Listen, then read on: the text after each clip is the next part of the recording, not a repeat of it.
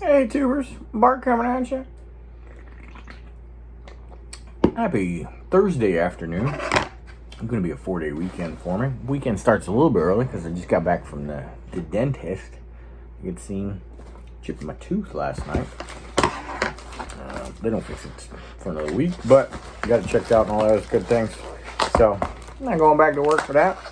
So let's get into the mail day. First up, I got a care package in from my good buddy Mike Thomas. Sent a nice note there on the first thing here. Thanks for the many years of friendship. Still a 49er collector here. It's got some things wedged in between the cardboard. And then a chunk wrapped in this box. So let's see what we got going on here. We got a Juan Soto. Home field advantage, excuse me. One of my favorites. I've not picked one of these up yet. So thank you, sir. And I will get that once over because I do want a slab version of that. But that is, I just, for a DC fan, I think all of these cards are cool. If you haven't checked out whether your team's got some, you're missing out. Hopefully everybody that's a collector enough to be finding my page is a collector enough to know whether their team's got one of those. But those are real cool inserts.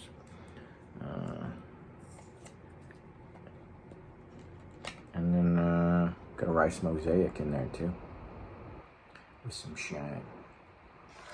And then let's see what we got in this big bag, man, jammer. It's well packaged here.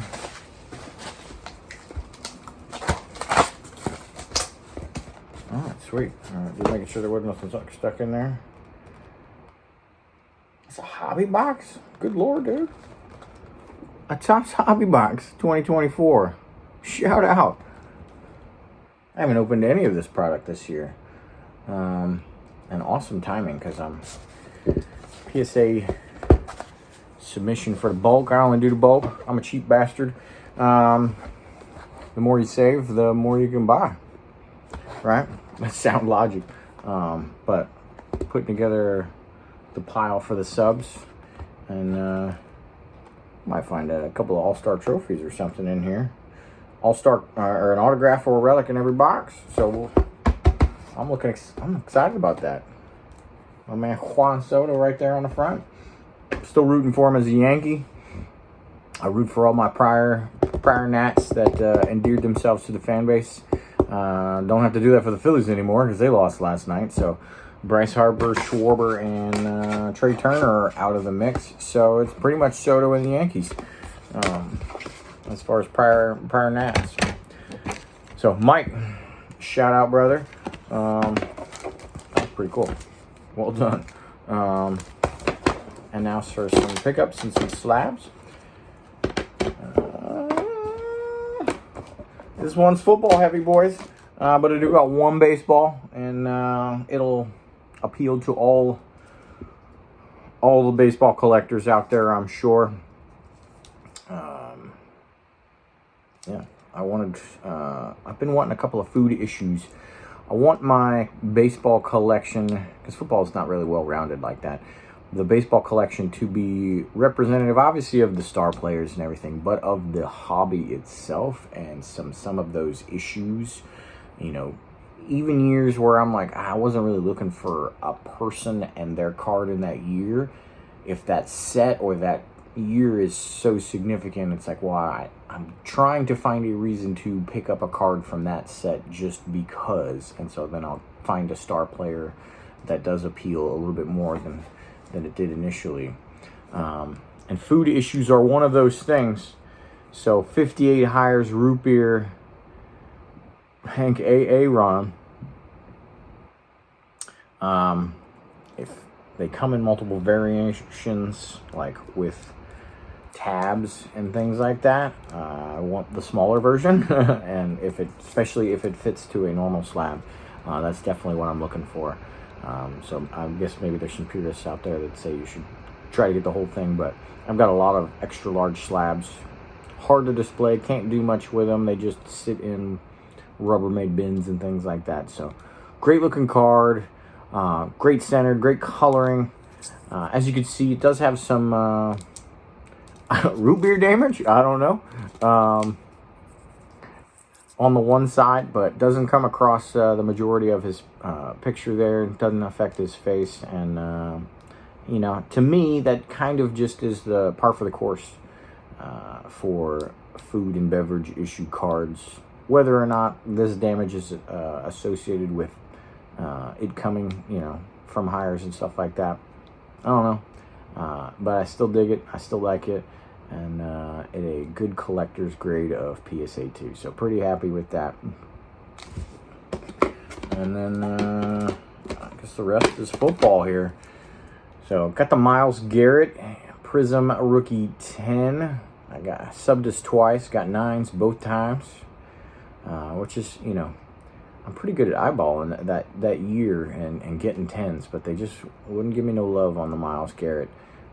So finally pulled the trigger as he continues to hit milestones that track him to be an all-time great. He'd be a lot more popular if he was not on the Browns, and he'd be a lot more well-known. Obviously, he's known, but he'd be a big-time star if he was somewhere else that mattered, to be honest with you. But pretty sweet, and a nice shine on the Myles Garrett. And then all 49ers from here on out. I want to say that's pop. I'm gonna go pop 10 and like one higher or something like that. 10 or lower for sure. But as I'm going through, trying to find the last round of raw cards that I add to my submission for PSA this month, as that bulk rate's down like $2 with a code that they gave in email. I always have an old pile of cards that I've been waiting, but it doesn't get me as excited because I've been sitting on those cards for a long time. It gets me a little bit more excited for cards that I just picked up. There's more recency bias in my head when I get those grades back and stuff. A little odd nuance, but I like to continuously add to the pile. So, but when I was looking for them, I was like, well, what's a graded one go for? And there was a fair number of these listed, and got a good offer on that, so picked it up. And hard to aspire for any more than a 9 on most of these things, especially because you know they're going to be extra tough on them when you actually send it in. So happy to get that. Picked up a Rave of Ken Norton, really popular player for us for a couple of years.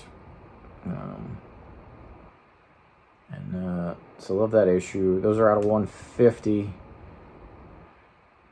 And I picked this, I don't know if it's subworthy.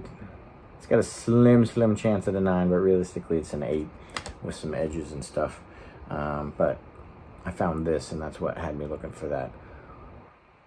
I lost an auction on this.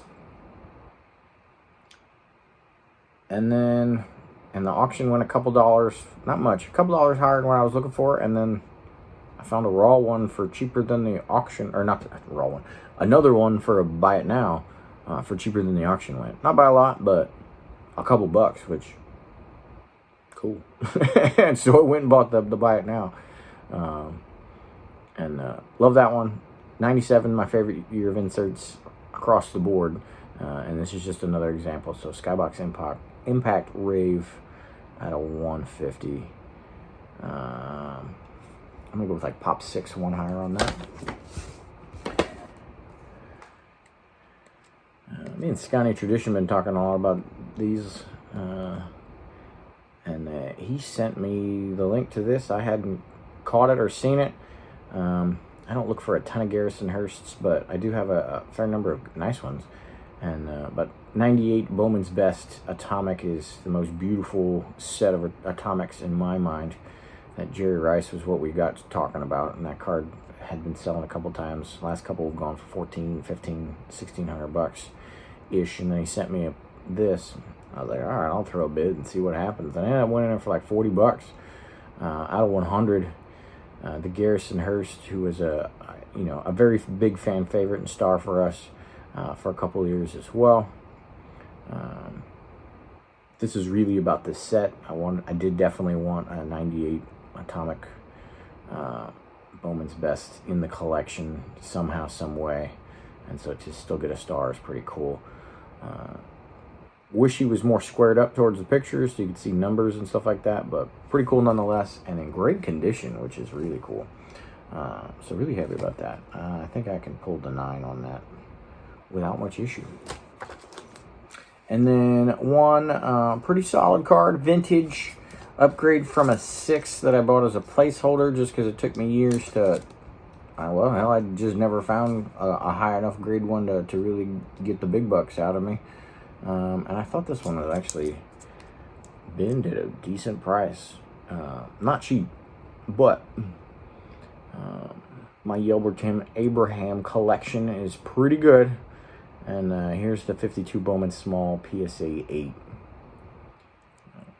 It's the only one of his run that I don't have in high end is his 54. I got a 7 as a placeholder a couple years back. Never really got excited about any 8s that I found. The 9s I've lost. It's been a while since I actually went aggressively after one of the 9s. One just listed for a super high bid and somebody already, or super high opening bid, and somebody already put a first bid on it, but it's not that great looking for great of a card looking for the PSA 9 grade. So don't think I'm chasing that one, but got one more tittle to upgrade, but that PC is really strong. Let's go with that. That's what I got for you. Niners play tonight. Need this win bad. We're 2-3. You know, that's only one win above of like the season has collapsed, right? So at 1-4, you're especially a team like ours would be like fire everybody. So we're only one win above that. But thankfully, these weeks that we've been losing, so is the rest of our division. So we play the Seahawks tonight, and the winner comes out as the division leader. So we can salvage some things tonight, and that is the goal for sure. Get lucky as well. Maryland Terps, Fear the Turtle, plays tomorrow at Northwestern. So I got a Thursday and a Friday night game to look forward to as we head into the long weekend. So looking forward to that. Thanks for watching. Thanks for hanging out. Hope you have a good weekend. Later.